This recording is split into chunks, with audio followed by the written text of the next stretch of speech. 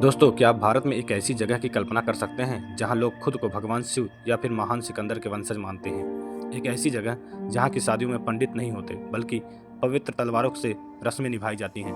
जी हाँ, आज हम बात कर रहे हैं भारत के स्कॉटलैंड कहे जाने वाले कुर्ग की, जिसे स्थानीय भाषा में कोडागू कहते हैं। धुंध से ढकी पहाड़ियाँ, कॉफ़ी के बागान और बादलों का घर। कुर्ग सिर्फ एक हिल स्टेशन ही नहीं बल्कि रहस्यों और अद्भुत परंपराओं का एक गढ़ है। आज मैं आपको कुर्ग के कुछ ऐसे ही चर्चित स्थानों पर ले जाऊंगा और उनसे जुड़े स्थानीय मिथक बताऊंगा जिन्हें सुनकर आपके रोंगटे खड़े हो जाएंगे। तो चलिए शुरू करते हैं। कुर्ग के मूल निवासी कुवाटा समुदाय के हैं। भारत का इकलौता ऐसा समुदाय है जिन्हें बिना किसी सरकारी लाइसेंस के बंदूक रखने की कानूनी अनुमति है। यहाँ बंदूक को स्टेटस सिंबल नहीं बल्कि उनके त्योहारों और संस्कृति का पवित्र हिस्सा माना जाता है। यहाँ के लोगों का कद काठी और नैन नक्श बाकी भारतीयों से काफ़ी अलग है। एक थ्योरी के अनुसार जब सिकंदर भारत आया था तो उसकी सेना की एक टुकड़ी यहीं रह गई थी और उन्होंने स्थानीय लोगों से शादियां कर ली, यानी कुर्ग के लोग खुद को ग्रीक योद्धाओं के वंशज मानते हैं। दोस्तों, अब हम बात करते हैं तला कावेरी के बारे में। यह ब्रह्मगिरी की पहाड़ियों पर स्थित कावेरी नदी का उद्गम स्थल है। यहाँ एक छोटा सा पवित्र कुंड है। पौराणिक कथा है कि ऋषि अगस्त के कमंडल में गंगा का पानी था। भगवान गणेश ने कौवे का रूप धरकर उस कमंडल को गिरा दिया, जिससे कावेरी नदी का जन्म हुआ।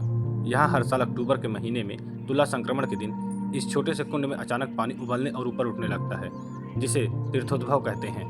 स्थानीय लोग मानते हैं कि उस विशेष पल में देवी कावेरी खुद प्रकट होती हैं। वैज्ञानिक आज तक इस सटीक कारण को नहीं ढूंढ पाए हैं। अब हम बात करते हैं दूसरे स्थान राजा की सीट की। यह एक खूबसूरत बगीचा है जहां से कुर्ग की घाटियों और सूर्यास्त का अद्भुत नजारा दिखता है। यहाँ कुर्ग के राजा अपनी रानियों के साथ समय बिताते थे। इस जगह को लेकर एक रोमांटिक और रहस्यमय मिथक है कि जब शाम के समय पूरी घाटी धुंध से ढक जाती है तो आज भी राजा और रानी की परछाइयाँ यहाँ संगीत सुनते हुए टहलती नजर आती हैं। स्थानीय लोग शाम ढलने के बाद यहाँ अकेले जाने से बचते हैं। नेक्स्ट प्लेस की बात करते हैं एबी फॉल्स।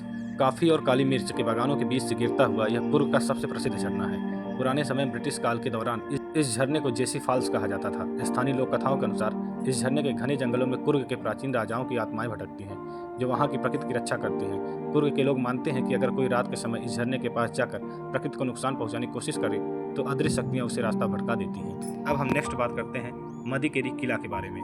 17वीं शताब्दी में बना यह किला कुर्ग के इतिहास का गवाह है। इसके अंदर एक महल, मंदिर, चर्च और संग्रहालय है। इस किले के प्रवेश द्वार पर आदम कद आकार के 2 हाथियों की मूर्ति बनी हुई है। स्थानीय मिथक है कि टीपू सुल्तान के शासनकाल के दौरान इन हाथियों की मूर्तियों के नीचे गुप्त सुरंगें बनाई गई थी, जो सीधे मैसूर पैलेस तक जाती थी। लोग मानते हैं कि इन बंद तहखानों में आज भी राजाओं का खजाना और युद्ध हथियार दफन है। अब हम एक अगले स्थान पर चलते हैं, नामद्रोलिंग मोनेस्ट्री, जिसे गोल्डन टेम्पल भी कहा जाता है। यह भारत का दूसरा सबसे बड़ा तिब्बती क्षेत्र है। यहाँ का स्वर्ण मंदिर अपनी भव्य कलाकृति के और बुद्ध की विशाल मूर्तियों के लिए प्रसिद्ध है। कुर्ग की पहाड़ियों के बीच अचानक एक तिब्बती दुनिया का होना किसी जादू के जैसा होना लगता है। स्थानीय लोग और लामा मानते हैं कि मंदिर की मुख्य मूर्तियों की स्थापना के समय यहाँ के हवाओं में एक खास दिव्य ऊर्जा समाहित हो गई थी। मिथक है कि जो भी व्यक्ति यहाँ आकर अपनी कोई भी नकारात्मक आदत छोड़ने का संकल्प लेता है, उसकी इच्छा बुद्ध खुद पूरी करते हैं। दोस्तों, इसके अलावा कुर्ग में स्थित मदीकेरी के पास पहाड़ियों के बीच हवा में लटका हुआ भारत का सबसे ऊंचे ग्लास का ब्रिज है, जिसे कुर्ग ग्लास ब्रिज कहते हैं। जमीन से लगभग 78 फीट की ऊंचाई पर बने इस पारदर्शी कांच के पुल पर जब आप चलते हैं तो ऐसा लगता है कि जैसे आप बादलों के ऊपर हवा में तैर रहे हैं और पैरों के नीचे सीधे गहरी खाई दिखाई देती है। कमजोर दिल वालों की यहाँ हवा टाइट हो जाती है। दोस्तों, अब हम बात करते हैं कुर्ग के लोगों का रहन सहन और पहनावा कैसा है, उनकी लाइफ स्टाइल कैसी है। कुर्ग के लोग अपनी मेहमान नवाजी और मार्शल आर्ट्स के लिए भी जाने जाते हैं। यहाँ का पहनावा पूरे भारत में सबसे अनोखा है। पुरुष एक लंबी काली ओवरकोट जैसी पोशाक पहनते हैं, जिसे कुप्पिया कहते हैं, और कमर पर सोने या चांदी के काम वाली कटार चाकू बांधते हैं, जिसे पीछे कत्ती कहते हैं। कुर्ग की महिलाएं जो साड़ी पहनती हैं, उसकी प्लीट्स आगे की बजाय पीछे की तरफ होती है और साड़ी के पल्लू दाहिने कंधे के ऊपर से आता है। यह स्टाइल दुनिया में सिर्फ कुर्ग में ही देखा जाता है। अगर हम कुर्ग के खाने की बात करें तो बेहद तीखा, चटपटा और मांसाहारी भोजन के शौकीन होते हैं। यहाँ का कदुम्बट्टू, यह चावल के उबले गोले होते हैं जो यहाँ की हर दावत की जान है। इसके अलावा पांडी करी, यह कुर्ग की सबसे मशहूर डिश है।